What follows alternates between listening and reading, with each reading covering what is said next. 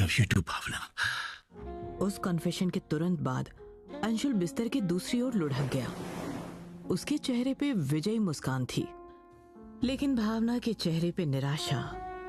वासना के उस खेल में उसे वो सुख नहीं मिला था जो उसे अपने पति से चाहिए था। अंशुल को कुछ पल सांस ले लेने के बाद भावना ने उसे गर्म करने की कोशिश करते हुए उसके बदन को सहलाना शुरू किया। ये क्या कर रही हो? सेकेंड राउंड के लिए तुम्हें तैयार, और क्या। सोने दो मुझे यार, सुबह ड्यूटी पर जल्दी जाना है। कहते हुए अंशुल ने भावना का हाथ दूर झटक दिया और करवट बदलकर लेट गया। गुस्से में बौखलाई भावना के कुछ कहने से पहले ही कमरे में अंशुल के खर्राटे गूंजने लगे।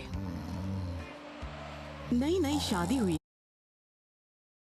है हमारी, सर्दी का मौसम भी है और मैं जवां भी, लेकिन इस आदमी को मेरी जवानी देखकर जोश ही नहीं आता। लगता है अब शादी के बाद भी खुद को सेल्फ सेटिस्फाइड करना पड़ेगा। क्या यार।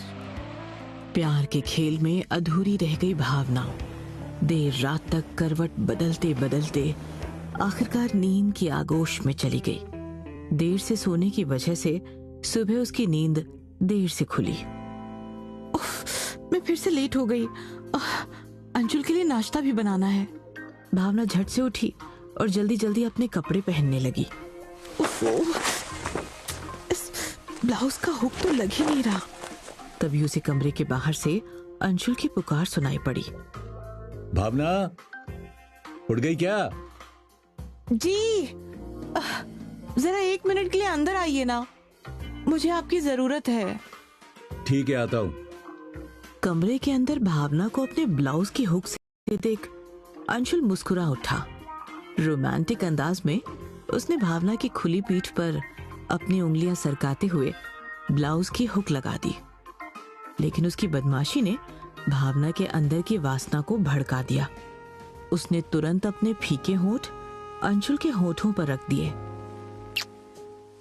अंशुल ने भावना से अलग होकर अपना फोन रिसीव किया। अंशुल स्पीकिंग। ठीक है, आता हूं मैं।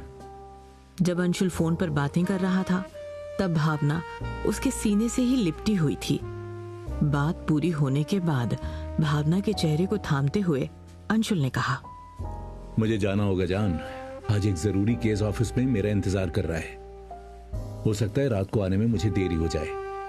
खाने पर मेरा इंतजार मत करना, राइट? तुमने नाश्ता किया? या भूखे पेट निकल चले वर्दी पहनकर देश की रक्षा करने? हाँ भाग्यवान, खा लिया। माँ ने सुबह उठकर नाश्ता बना दिया था। चलो ठीक है, मैं चलता हूँ, अपना ख्याल रखना। भावना अंशुल के साथ उसे बाहर तक छोड़ने आई। जाते हुए अंशुल को उसने प्यार से बाय किया और फिर अंदर आकर गेट लगा लिया।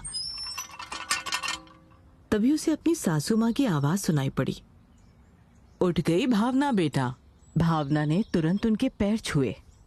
जी माँ, वो रात को देर से नींद आई थी ना, इसीलिए सुबह उठने में जरा देर हो गई। अरे नई नई शादी में तो ऐसा होता है। पति अपनी पत्नियों को शादी के पहले साल रात रात भर जगाए रखते हैं। काश आपका बेटा भी मुझे जगाए रखता।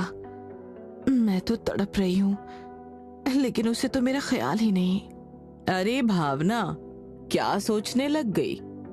अब सॉरी माँ जी, वो मैं जरा उनके बारे में सोचने लग गई थी। ठीक है बेटा, ये बुढ़ापा अब मुझे जल्दी थका दे रहा है। मैं अपने कमरे में जा रही हूँ, थोड़ा आराम कर लूं तो राहत मिले।